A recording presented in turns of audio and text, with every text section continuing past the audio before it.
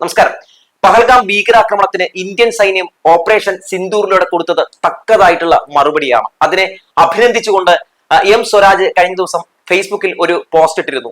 ഒപ്പം യുദ്ധത്തിന്റെ ദൂഷ്യഫലങ്ങളെ പറ്റിയുമൊക്കെ അദ്ദേഹം വളരെ വിശദമായി തന്നെ അതിൽ പറയുന്നുണ്ട്. നിമിഷ നേരം കൊണ്ട് തന്നെ എം സ്വരാജിന്റെ വാക്കുകൾ കേരള സമൂഹം ഏറ്റെടുക്കുകയും അത് വലിയ വൈറലാവുകയും ഒക്കെ ചെയ്തു. അപ്പൊ മലയാള മനോരമയ്ക്ക് ഒരു ചെറിയ ചൊറിച്ചൽ. മലയാള മനോരമ ആ കുറിപ്പിനെ അങ്ങ് വളച്ചൊടിക്കുകയാണ്. പറയാത്ത അല്ലെങ്കിൽ എഴുതാപ്പുറം വായിക്കുകയാണ് മലയാള മനോരമ. എന്നിട്ട് ആ വാർത്ത റിപ്പോർട്ട് ചെയ്യുന്നത് ഇങ്ങനെയാണ്: സ്വന്തം വീട് തകരാത്തിടത്തോളം ചിലർക്ക് യുദ്ധം, അതിർത്തിയിലെ പൂരം, പോസ്റ്റിനെതിരെ വിമർശനം എന്ന് പറഞ്ഞ് സ്വരാജിന്റെ ഒരു പടവുമൊക്കെ വെച്ചാണ് ഇട്ടിട്ടുള്ളത്. അതായത് ഹെഡ്ലൈനിലൂടെ ജനങ്ങളെ തെറ്റിദ്ധരിപ്പിക്കുക. അതായത് ഇന്ത്യൻ സൈന്യം നടത്തിയിട്ടുള്ള ഈ ഒരു തിരിച്ചടി, അല്ലെങ്കിൽ ഇന്ത്യൻ സൈന്യം ഇപ്പോൾ നടത്തിയിട്ടുള്ള പാകിസ്ഥാനെതിരെ കൊടുത്തിട്ടുള്ള ഈ ഒരു മറുപടിയെ എം സ്വരാജ് ചെറുതായിട്ട് കാണുന്നു. എം സ്വരാജ് ഇതിനൊക്കെ എതിരാണ് എന്ന് വരുത്തി തീർക്കാൻ വേണ്ടിയാണ് മലയാള മനോരമ ഒരു ശ്രമം നടത്തിയിട്ടുള്ളത്. എന്താണ് നമ്മുടെ എം സ്വരാജ് ഫേസ്ബുക്കിൽ കുറിച്ചത് എന്ന് ഞാനൊന്ന് പറയാം. ഇങ്ങനെയാണ് എം സ്വരാജ് പറയുന്നത്: യുദ്ധവും സമാധാനവും. അന്ന് രാവിലെ സുമാർ 9 മണിക്ക് സേവാനഗറിലെ തന്റെ ഒറ്റമുറി സർക്കാർ ക്വാർട്ടറിൽ വെച്ച് ശ്രീധരൻ ഉണ്ണി ഇല്ലാതായി. പ്രശസ്ത സാഹിത്യകാരൻ എം മുകുന്ദന്റെ ഡൽഹി ഗാഥകൾ എന്ന നോവലിൽ ശ്രീധരൻ ഉണ്ണി എന്ന കഥാപാത്രത്തിന്റെ മരണം ഇങ്ങനെയാണ് ചിത്രീകരിച്ചിരിക്കുന്നത്. കാര്യമായ രോഗങ്ങളൊന്നുമില്ലാതെ ആരോഗ്യവാനായി ജോലി ചെയ്ത് ജീവിക്കുന്നതിനിടയിലാണ് തന്റെ 39-ാം വയസ്സിൽ ശ്രീധരൻ ഉണ്ണി ഹൃദയം തകർന്നു മരിക്കുന്നത്. മരണകാരണം ഡൽഹി ഗാഥകളിൽ എം മുകുന്ദൻ ഇങ്ങനെ വിശദീകരിക്കുന്നു: ശ്രീധരൻ ഉണ്ണി ഉദ്യോഗം കിട്ടി തലസ്ഥാന നഗരിയിൽ വന്ന നാൾ തുടങ്ങി പതിവായി വായിക്കുന്ന തന്റെ പ്രിയപ്പെട്ട ഇംഗ്ലീഷ് പത്രം തുറന്ന് മുൻപേജിൽ കണ്ണോടിച്ചപ്പോഴാണ് അത് സംഭവിച്ചത്. പൊടുന്നനെ അയാളുടെ ഹൃദയമിടിപ്പ് നിലച്ചു.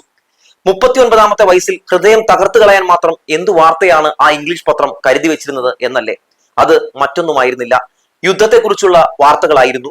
യുദ്ധം തുടങ്ങിയെന്ന വാർത്ത വായിച്ചാണ് ശ്രീധരൻ ഉണ്ണി ഹൃദയം തകർന്ന് മരിച്ചു പോകുന്നത്.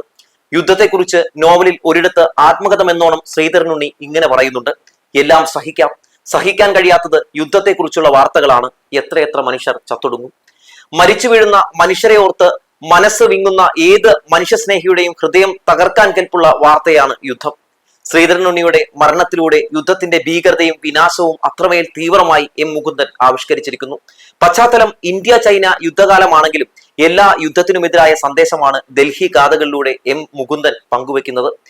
തുടങ്ങുന്നത് പോലെ പെട്ടെന്ന് അവസാനിപ്പിക്കാൻ കഴിയുന്നതല്ല യുദ്ധമെന്നും അവസാനിച്ചാൽ തന്നെ അതിന്റെ ദുരന്തങ്ങൾ തുടർന്നുകൊണ്ടേയിരിക്കുമെന്നും ഡൽഹി ഗാഥകൾ വ്യക്തമാക്കുന്നുണ്ട്. അതിങ്ങനെയാണ്: കുറെ മനുഷ്യരെ കൊന്നൊടുക്കിയിട്ടും ഭൂമിയെ മുറിവേൽപ്പിച്ചിട്ടും മാത്രമേ യുദ്ധം അവസാനിക്കുകയുള്ളൂ.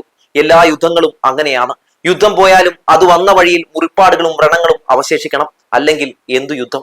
നമ്മുടെ രാജ്യം ഇന്നൊരു യുദ്ധത്തിന്റെ വക്കിലാണ്. പഹൽഗാം ഭീകരാക്രമണത്തിന് തിരിച്ചടിയായി പാകിസ്ഥാനിലെ ഭീകരരുടെ താവളങ്ങൾ ഇന്ത്യൻ സേന തകർത്തതായി ഇപ്പോൾ വാർത്തയിൽ കാണുന്നു. അതിർത്തി കടന്നുള്ള ഭീകര പ്രവർത്തനത്തിന്റെ പേരിൽ വിമർശിക്കപ്പെടുന്ന രാജ്യമാണ് പാകിസ്ഥാൻ. നിരപരാധികളും നിസ്സഹായരുമായ മനുഷ്യരെ കൊന്നുതള്ളുന്ന ഭീരുക്കളാണ് ഭീകരർ. ഭീകരപ്രവർത്തനം തുടച്ചു നീക്കപ്പെടേണ്ടതാണ്. പഹൽഗാം ഭീകരാക്രമണത്തിനേറ്റ തിരിച്ചടിയിൽ നിന്നും പാഠം ഉൾക്കൊള്ളാൻ പാകിസ്ഥാന് കഴിയണം. കാര്യങ്ങൾ ഇവിടം കൊണ്ട് അവസാനിപ്പിക്കുന്നതാണ് വേണ്ടത്. എന്നാൽ വാർത്തകൾ സൂചിപ്പിക്കുന്നത് മറിച്ചാണ്. അതിർത്തിയിൽ പാക് സേന ഷെല്ലാക്രമണം തുടങ്ങിയതായാണ് വാർത്ത. ഇത് ലോകത്തെ യുദ്ധഭീതിയിലാഴ്ത്തുന്നു. യുദ്ധത്തിനു വേണ്ടി ദാഹിക്കുന്ന ചിലർ നവമാധ്യമങ്ങളിൽ മുറവിളി കൂട്ടുന്നുണ്ട്. ചാനലുകളിൽ യുദ്ധ പ്രചോദിതർ ഉറഞ്ഞു തുള്ളുന്നുണ്ട്. ഇതാണ് നമ്മുടെ മാപ്രകളെ വല്ലാതെ അങ്ങ് പ്രകോപിപ്പിച്ചത് എന്നുള്ളതാണ്.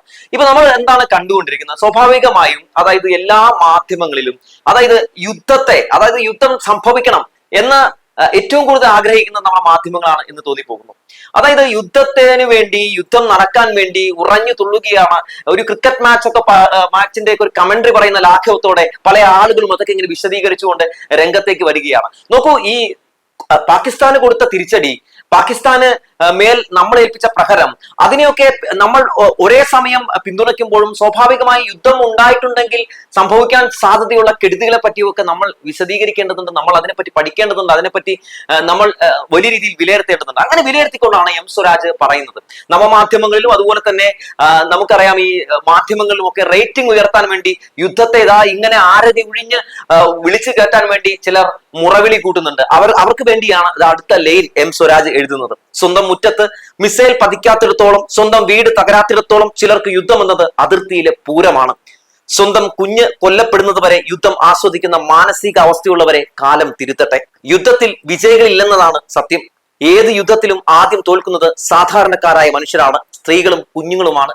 മനുഷ്യരും കന്നുകാലികളും എന്നല്ല, പരിസ്ഥിതി തന്നെ മുറിവേറ്റ് പിടഞ്ഞൊടുങ്ങുന്ന യുദ്ധാനുഭവങ്ങൾ ചരിത്രത്തിലെമ്പാടുമുണ്ട്. യുദ്ധം ക്ഷാമവും ദാരിദ്ര്യവും അരക്ഷിതാവസ്ഥയുമാണ്. കണ്ണീരും ചോരയും നിലയ്ക്കാത്ത വിലാപങ്ങളുമാണ്. അനാഥരും അഭയാർത്ഥികളും പാലായനങ്ങളും ശ്മശാനങ്ങളുമാണ് യുദ്ധത്തിന്റെ ശേഷിപ്പുകൾ. ഭീകരതയ്ക്കും ഭീകരത സൃഷ്ടിക്കുന്ന യുദ്ധത്തിനുമെതിരെ മനുഷ്യ സ്നേഹത്തിൽ അധിഷ്ഠിതമായ മുന്നേറ്റങ്ങൾ ഉയർന്നു വരേണ്ടതുണ്ട്. ഭീകരതയില്ലാത്ത സമാധാനത്തിന്റെ പുലരികൾ പിറക്കട്ടെ എന്നാണ് എം സ്വരാജ് ഫേസ്ബുക്കിൽ കുറിച്ചത്.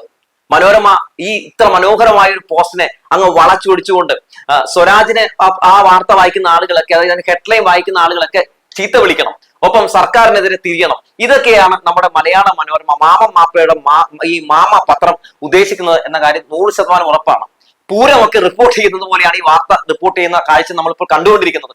ഈ പോസ്റ്റിൽ എവിടെയാണ് എം സ്വരാജ് ഇന്ത്യൻ സൈന്യത്തെ തള്ളി പറയുന്നത്? എവിടെയാണ് ഇന്ത്യൻ സൈന്യം ഓപ്പറേഷൻ സിന്ദൂർ നടത്തിയതിനെ വിമർശിക്കുന്നത്? ഒന്നും ചെയ്യുന്നില്ല. അതായത് ഇങ്ങനെ ഒരു ആക്രമണം, അതായത് ഇന്ത്യ ഇത്തരത്തിൽ തിരിച്ചടിക്കുമ്പോൾ പാകിസ്ഥാൻ അതിൽ നിന്ന് ഉൾക്കൊള്ളണം, പല പാഠങ്ങൾ പഠിക്കണം, തിരുത്തണം എന്നാണ് എം സ്വരാജ് പറഞ്ഞിട്ടുള്ളത്. ഒപ്പം നമ്മുടെ മുമ്പിലുണ്ടല്ലോ എത്ര യുദ്ധങ്ങളാണ് ഈ പറയുന്നത് പോലെ ഇതിനു മുമ്പും നമ്മുടെ രാജ്യത്ത് നടന്നിട്ടുള്ളത്. ഒപ്പം നമ്മുടെ രാജ്യത്തിന് പുറത്ത് എത്രയോ യുദ്ധങ്ങൾ നടന്നിട്ടുണ്ട്. ആ സമയത്തൊക്കെ ഉണ്ടായിട്ടുള്ള കെടുതികളെ പറ്റി കാര്യം നമ്മൾ പലപ്പോഴും പറയും യുദ്ധങ്ങൾ നടക്കും, നമ്മൾ ജയിച്ചു, അല്ല ഇന്ന രാജ്യങ്ങൾ ജയിച്ചു എന്നൊക്കെ പലപ്പോഴും പറയുമ്പോൾ സത്യത്തിൽ ഒരു യുദ്ധത്തിലും ആരും ജയിക്കുന്നില്ല, നഷ്ടങ്ങൾ മാത്രമാണ് ഇരു രാജ്യങ്ങൾക്കും ഉണ്ടാകുന്നത് എന്നുള്ളതാണ് പ്രധാനപ്പെട്ട വസ്തുത. ഒന്നും അറിയാത്ത ആളുകൾ ഇതിന് ഇരയായി മാറുന്നു എന്നുള്ളത് മറ്റൊരു വസ്തുതയാണ്.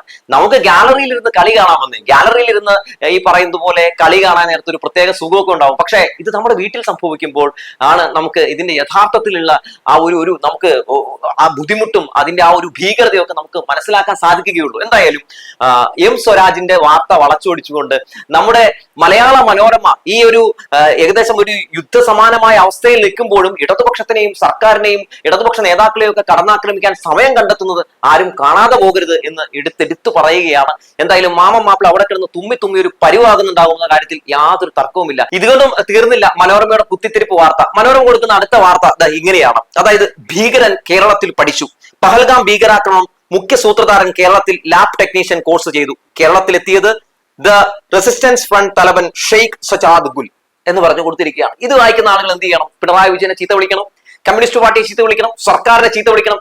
ഈ ഒരു ലക്ഷ്യം വെച്ചുകൊണ്ടാണ് മനോരമ ഈ വാർത്ത കൊടുത്തിട്ടുള്ളത്. എന്നാൽ ഇതിന്റെ വസ്തുത എന്താണ്? ഇതിന്റെ വസ്തുത ഞാൻ ഇവിടെ ഒന്ന് വായിക്കാം. വളരെ വ്യക്തമായി തന്നെ നമുക്ക് അതിന്റെ ഫാക്ടുകൾ കിട്ടിയിട്ടുണ്ട്. ശ്രീനഗറിലെ പഠനത്തിന് ശേഷം ബംഗളൂരിലാണ് ഗുൽ MBA പഠിച്ചത്. ശേഷം കേരളത്തിലെ ലാബ് ടെക്നീഷ്യൻ കോഴ്സ് ചെയ്തിരുന്നു. പഠനത്തിന് ശേഷം കശ്മീരിലേക്ക് തിരിച്ചെത്തിയ ഗുൽ ലാബ് ആരംഭിക്കുകയും ഭീകര സംഘടനകൾക്ക് സഹായം ചെയ്തിരുന്നതായാണ് റിപ്പോർട്ട്. നോക്കൂ, ബംഗളൂരുവിലാണ് ഗുല്ല് MBA പഠിച്ചത്. എന്നാൽ നമ്മുടെ കേരളം എന്ന് പറഞ്ഞ് വെണ്ടയ്ക്ക അക്ഷരത്തിൽ എഴുതി പിടിപ്പിക്കുകയും ചെയ്യുന്നത് നമ്മുടെ നാടിനെ അപമാനിക്കലും ഒപ്പം നമ്മുടെ സർക്കാരിനെതിരെ ആളുകളെ തിരിക്കാൻ വേണ്ടിയുള്ള ശ്രമമാണെന്ന് ആർക്കാണ് അറിയാത്തത്? അപ്പൊ ഇത്തരത്തിലുള്ള തന്ത്രങ്ങളൊക്കെയാണ് നമ്മുടെ മനോരമ ചെയ്തുകൊണ്ടിരിക്കുന്നത്. വലിയ രീതിയിൽ തന്നെ ഈ പറയുന്ന യുദ്ധസമാനമായിട്ടുള്ള അവസ്ഥ നിലനിൽക്കുമ്പോഴും ഇടത് വിരുദ്ധത, പിണറായി വിരുദ്ധത, സർക്കാർ വിരുദ്ധത, സംസ്ഥാന വിരുദ്ധത നമ്മുടെ മനോരമ വാരി വിതറുകയാണ്. ഒപ്പം ആലപ്പുഴയിൽ നടന്ന മുഖ്യമന്ത്രിയുടെ ജില്ലാ യോഗത്തിൽ ആളുകൾ പങ്കെടുക്കലില്ല, ആളുകൾ പങ്കെടുക്കാമെന്ന് പറഞ്ഞ ആളുകൾക്ക് വിട്ടുനിന്നു എന്ന് പറയുന്ന ഒരു വ്യാജ പ്രചരണം കൂടി ഇതിനിടയിൽ അടിച്ചു വിടുന്നുണ്ട്. എന്തായാലും മൊത്തത്തിൽ മനോരമ മൂഞ്ചിയിട്ടുണ്ട്. മലയാള മനോരമ എന്ന് പറയുന്ന ഈ വിഷപത്രത്തിന്റെ ഈ ഒരു നുണ മാത്രം പ്രചരിപ്പിക്കുന്ന ഇടത് വിരുദ്ധ പത്രത്തിന്റെ യഥാർത്ഥ സ്വഭാവം എന്തായാലും ഈ ഘട്ടത്തിൽ നമുക്ക് തിരിച്ചറിയാൻ സാധിക്കുന്നു എന്നുള്ളതാണ് പ്രധാനപ്പെട്ട കാര്യം. ഒരു ടോയ്ലറ്റ് പേപ്പറിന്റെ പോലും വിലയില്ലാതെ മലയാള മനോരമ മാറുന്നു എന്ന് മാത്രമേ പറയാനുള്ളൂ എന്ന് പറഞ്ഞു വെച്ചുകൊണ്ട് നിർത്തട്ടെ.